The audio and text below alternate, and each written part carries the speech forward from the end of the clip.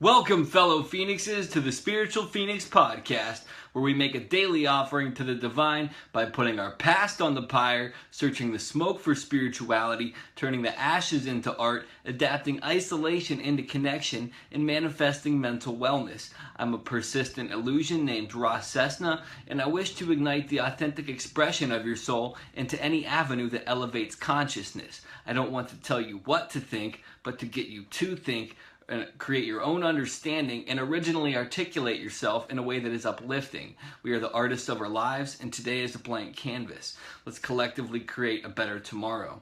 And right now I'd like to take a moment and focus on what we're grateful for today.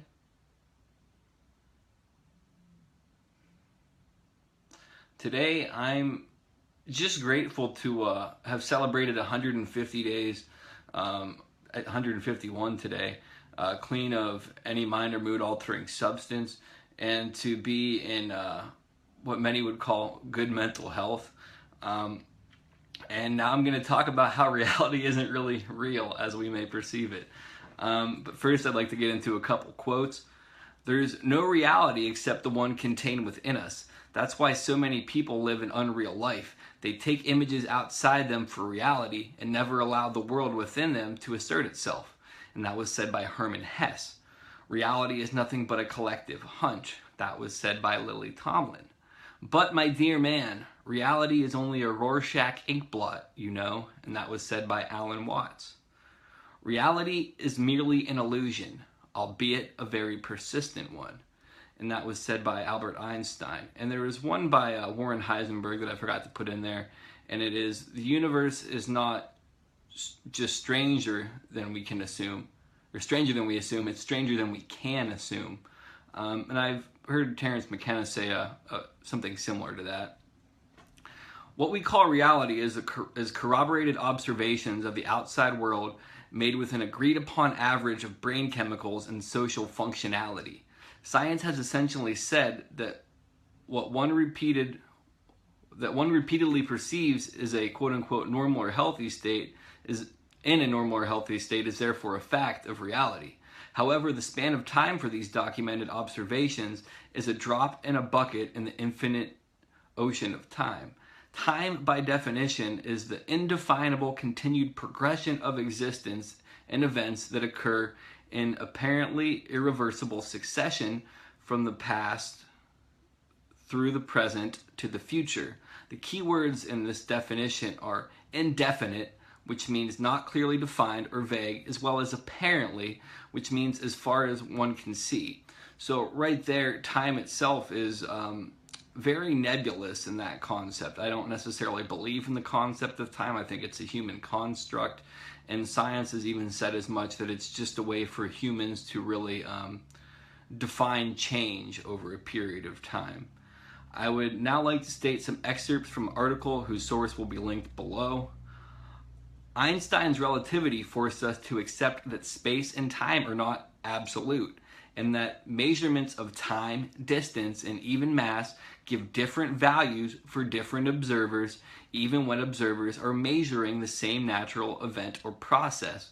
Reality suddenly became elastic, but in a very precise and dependable way, because we learned the laws that allow us to precisely relate measured values from one observing frame to another. And the next one is, quantum mechanics upset our naive view that material things have a precise location in space and time, and can be counted upon to be found where they are predicted to be. But experiments showed that on the scale of photons, electrons, and other tiny pieces of matter, we cannot predict precisely where they are to be found, but only the probability that they will be found in a particular place. The next one would be matter, which we thought was something quite distinct from energy, was found to be sometimes converted to energy, and vice versa. The next one is, these relatively recent developments still allow us to write equations for the behavior of things and deal with them quantitatively and precisely. But this new knowledge certainly shattered our naive view that the quote-unquote real world and quote-unquote real things in that world behaved in the same manner as objects in the world of our direct sensory experiences.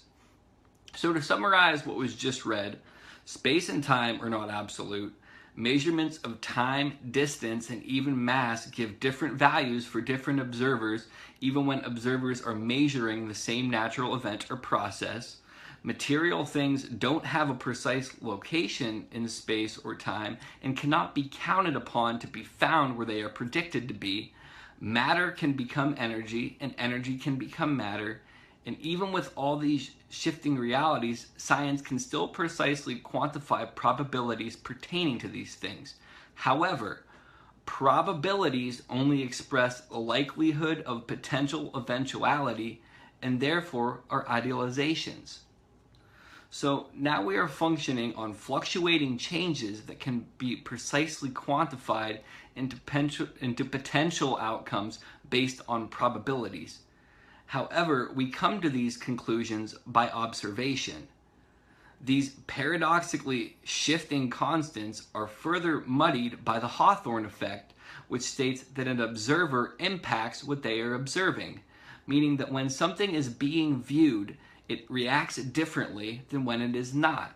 The observer effect is commonly mistaken for the Heisenberg uncertainty principle, which is similar to the Hawthorne effect, but on a quantum level. So the Hawthorne or the Heisenberg principle of uncertainty states that observing something affects its functioning down to the quantum level, which creates what is called quantum uncertainty. Quantum uncertainty alludes to earlier when I mentioned that material things don't have a precise location in space or time and cannot be counted upon to be found where they are predicted to be. Science is based upon objectivity, which is also highly suspect because the concept of objectivity itself is a subjective opinion. I can say I have no biases, but do I? Another can say I have no biases, but do they? Culture inherently imposes biases. Let's overlook this and then rely on information collected. Let's overlook this and then rely on information collected from machines. First and foremost, machines are not infallible. They are built by humans and are prone to errors outside of human understanding. And by that I mean they're prone to errors that could not be programmed by humans or aren't made mistakes by humans. There's just things that go wrong.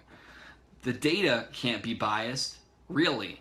How about the fact that the data has to be interpreted by the subjective opinions of humans? It isn't just data interpreted by machines for machines.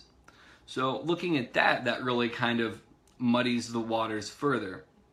Now, if we just look at one of our senses, and that would be our eyes can see less than 1% of all light that reaches us. So we can see less than 1% of reality in lots of ways. So what does this imply about the rest of reality? We are able to predict things we suspect may be there, or that some force exists that we don't understand. But what about the forces we don't know to look for, or that we don't possess the ability to even understand that they exist? Using scientific probability, since they are fond of using it, without doing any math, I think any quote-unquote rational person could say that there has to be, at the absolute least, one force outside of our realm of knowledge and outside of our understanding, and that is the minimum. So by now, the common concept of quote-unquote reality is really out the window, and that is proven by science. And by common concept of reality, I mean the day-to-day concept of reality. In my opinion, the basis for science is on shaky ground as well, the basis for scientific reality. That being said, I'm not saying science is wrong. I'm saying they can have as much information as they can collect in what they perceive as a rational manner based upon a glorified concept of what the optimal brain conditions are for interpreting reality. Science has done many good things. It is also historically almost always later corrected, expanded upon, or flat out wrong. It also ignores the validity of certain modes of consciousness because they cannot be quantified or precisely documented, and because they do not follow established rules of science they cannot be scientifically valid. I think that this is an egregious error. Science falls short by only accepting phenomena based on the ability to predict outcomes that are repeatable, and it can even overlook its own standards when convenient. So the common reality isn't real. The scientific reality is half-truths, and ultimate reality is impossible to explain or comprehend with our limited hardware. And by limited hardware, I mean our brain. And tomorrow I'm going to get into the concept that reality, that what people view as reality or scientific reality, has to be viewed through the glorified concept of being mentally healthy or being in a mentally sane state. And that's very intriguing to me. And with that, I'm going to put this episode into the illusionary pyre. If you're listening to this podcast, you can watch me on YouTube. And if you're watching me on YouTube, you can listen to the podcast on several podcasting platforms. There's a link to my webpage below, and it'll have all that information. I love, respect, and appreciate all of you. Make today magical with the attitude of gratitude and a mentality of manifestation. Love and light. Namaste.